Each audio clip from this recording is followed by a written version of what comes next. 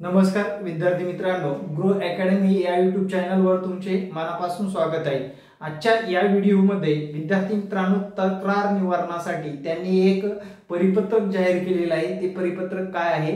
सर्वात प्रथम तुम्ही ग्रो अकॅडमी यूट्यूब चॅनलला सबस्क्राइब केलं नसेल, तुमचं स्वप्न शिक्षक भरतीमध्ये शिक्षक होण्याचं असेल, अगदीच लवकरात लवकर विद्यार्थी मित्रांनो सबस्क्राइब करायला विसरू नका। सर्वाधिक रिझल्ट देणारा आणि विद्यार्थ्यांच्या कायम मदतीला धावणारं ग्रो अकॅडमी यूट्यूब चॅनल असणार आहे विद्यार्थी मित्रांनो। चला तर मग मित्रांनो, आपण अपडेटेड देत विद्यार्थ्यांना सुद्धा मार्गदर्शन सुद्धा करत असतो।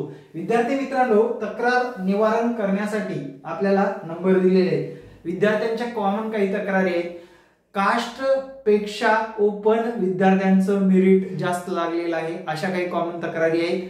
विद्यार्थी मित्रांनो, खरं पाहता समांतर आरक्षणामध्ये असेल तर किंवा महिला वर्ग म्हणजे समांतर मध्ये मोडतं त्यांचं तुम्हाला तिथे जास्त मेरिट लागलेलं दिसणारच आहे।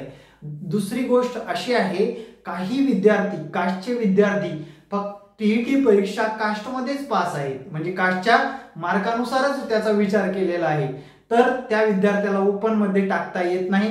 या दोन्ही परीक्षेचं लिंक असल्यामुळे कास्टचं मेरिट हे ओपनच्या मेरिट पेक्षा कुठे कुठे कोणत्या कोणत्या सिच्युएशन मध्ये जास्त लागलेलं दिसून येत आहे। तो संभ्रम निर्माण करायची गरज नाही, त्याचा बारकाईने अभ्यास करूनच विद्यार्थ्यांचं मेरिट लावलेलं आहे। त्यानंतर दुसरा मुद्दा आहे, विद्यार्थी मित्रांनो, सगळ्या स्टेप पूर्ण झाल्या पण कागदपत्राची स्टेप एक महत्त्वपूर्ण बाकी आहे आणि त्याच्यामध्ये माझ्या अंदाजानुसार या 11,000 मधले साधारण ऑफिशियली सांगत अंदाजानुसार सांगतोय 800 ते 1000 लोक कागदपत्र या विषयामुळे बाहेर पडण्याची शक्यता आहे कागदपत्रामुळे। म्हणजेच 5000 जागा रिक्त आहेत ऑलरेडी, त्या 5 आणि हे 1000 म्हणजे 6000 जागाचा दुसरा टप्पा होईल। याच्यामध्ये कमी जास्त होऊ शकतं माझ्या अंदाजानुसार, कारण स्वप्रमाणपत्र आणि मला जे काही कॉल येतात त्याचा जर विचार केला, बऱ्याच लोकांच्या बारीक सारीक चुका खूप आहे आणि एक्स्ट्राचं काहीतरी मांडायचं म्हणून स्वप्रमाणपत्रामध्ये एक्स्ट्राची माहिती टाकलेली आहे। काही लोकांचे प्रमाणपत्र नसताना सुद्धा त्याची माहिती टाकलेली आहे, ती कागदपत्रामध्ये बाहेर पडतील। आणि काल एक असा साधा कॉल आला आणि विद्यार्थ्यांनी फक्त विद्यार्थ्याचं काय झालं, टक्केवारी चुकलेली आहे। ते टक्केवारी जर चुकलेली असेल तर त्याचा काही इश्यू येणार नाही, कारण टक्केवारी आपल्याला प्रमाणपत्र खूप महत्वाचं असतं। नजर चुकीने एखादा आकडा कमी जास्त झाला तर त्याच्याबद्दल कुठला इश्यू किंवा कुठलंही तिथे कॅन्सल पद होणार आहे असा संभ्रम निर्माण करून घेऊ नका।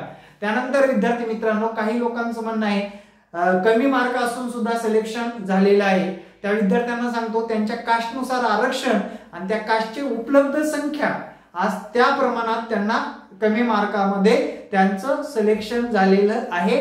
ओपनच्या विद्यार्थ्यांना त्याच तुलनेमध्ये थोडंसं वाईट वाटतं, पण मित्रांनो कास्टचा विचार केल्यानंतर ते बरोबरच आहे आणि ते आयुक्त कार्यालयाने प्रत्येक गोष्टीचं बारकाईने निरीक्षण करूनच सिलेक्शन केलेलं असतं।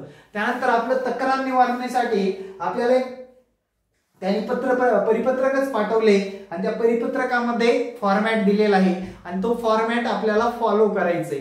आता विद्यार्थी मित्रांनो, काल आयुक्त साहेब बोलत होते तेव्हा एका व्यक्तीने असा प्रश्न मांडला आयुक्त कार्यालयामध्ये की मी त्या व्यक्तीशिवाय जगू शकत नाही, माझं त्याच्यावर खूप प्रेम आहे, मला त्या जिल्ह्यामध्ये नोकरी पाहिजे, असे गावंढळ प्रश्न विचारण्याचं बंद करा मित्रांनो। आपण एक सुशिक्षित शिक्षक होण्यासाठी आपण या प्लॅटफॉर्मवर आलेलो आहोत, त्यामुळे विद्यार्थी मित्रांनो लक्षात घ्या, प्रश्न विचारताना तो एकदम फॉर्मॅट मध्ये असावा, म्हणून कार्यालयाला असे फॉर्मॅट तयार करण्याची गरज भासते, लक्षात घ्या। त्यामुळे ईमेल करताना आपल्या सर्व समस्या एका शब्दात आणि चांगल्या शब्दात मांडायच्या आहेत आणि विद्यार्थी मित्रांनो, ती खरंच समस्या आहे का एकदा व्यवस्थितरित्या पडताळूनच समस्या मांडा, त्यामुळे आयुक्त कार्यालयाला सुद्धा कुठलाही त्रास होणार नाही आणि योग्य व्यक्ती योग्य प्रश्न निवडायचा विचारायचा सोडून ते पाहायचं सोडून या लोकांचा जर पाहत बसला आयुक्त कार्यालय तर योग्य सेवा सुद्धा आपल्याला मिळणार नाही, आपल्याला स्वीकृत करता येणार नाही। त्यामुळे विद्यार्थी मित्रांनो, फॉर्मॅट नुसारच प्रश्न विचारा। आता फॉर्मॅट काय आहे बघा, तर फॉर्मॅट मध्ये सांगितलेलं आहे उमेदवाराची नाव। आता नाव म्हणलं का फक्त एकच नाव टाकायचं, काहीतरी रमेश। अरे रमेश किती आहेत याच्यामध्ये, इथे आपलं संपूर्ण नाव टाकायचं, रमेश काशीराम कोत्र। असं हे आपलं संपूर्ण नाव आलं. इथं तुमचं संपूर्ण पत्ता पूर्ण पत्ता टाका, पूर्ण टेट नंबर, टेट परीक्षा नंबर टाका, ईमेल आयडी व्यवस्थित टाका. तुम्हाला ईमेलवरच परत काय मिळणार आहे, रिप्लाय मिळणार आहे. मोबाईल नंबर यस, दिनांक ज्या दिवशी तुम्ही समस्या मांडताय त्या दिवशीची दिनांक टाका.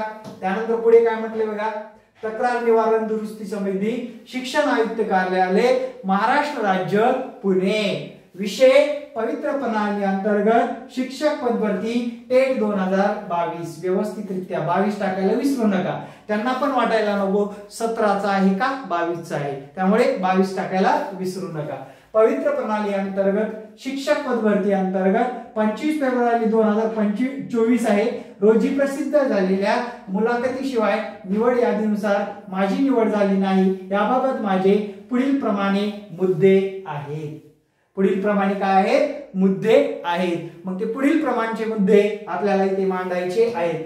माझ्यापेक्षा कमी गुण असलेल्या उमेदवार निवडीकरता शिफारस झाली आहे. त्याचं टेट आयडी डॅश आहे. कुणावर आक्षेप असेल मांडू शकता. इथं होय नाही हे सुद्धा क्लिक करू शकता. पुढे डॅश या गटासाठी, डॅश या आरक्षणामध्ये, डॅश या व्यवस्थापनामध्ये माझी निवड झाली नाही.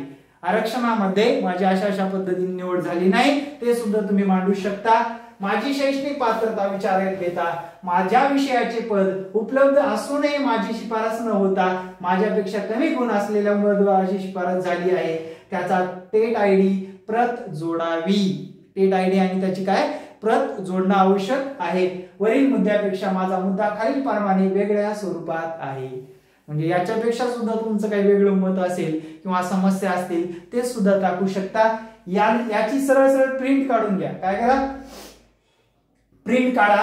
त्याच्यासोबत जोडायचे स्वप्रमाणपत्र, लॉक केलेले प्राधान्यक्रम, आवश्यकताप्रमाणे मुद्दे 1 ते 3 चे पुरावे पीडीएफ स्वरूपात जोडावे. आपला विश्वासू संपूर्ण नाव आणि ते डांग सही करून टाकायची. आणि हा मेल तुम्हाला शिक्षण आयुक्त कार्यालयाच्या ऑफिशियल वेबसाईटला म्हणजेच ईमेल आयडीला सेंड करायचा आहे. या सर्व गोष्टी व्यवस्थित आणि बारकाईने न चुक करता स्वच्छ अक्षरात विचारपूर्वक व्यवस्थितरित्या तुम्ही पाठवलात तर त्यांना उत्तर देण्यासाठी सोयीस्कर होणार आहे. विद्यार्थी मित्रांनो, गांडूळ स्वरूपात मोबाईलवर बोलून, व्हॉट्सअपवर मेसेज करून, व्हॉट्सअपवर मेल करून उपयोग नाही. त्यामुळे शिक्षण आयुक्त कार्यालयाने योग्य मार्ग शोधून हे परिपत्रक काढलेलं आहे. या निवारण परिपत्रकानुसार तुम्हाला तुमच्या समस्याचं निराकरण करता येणार आहे.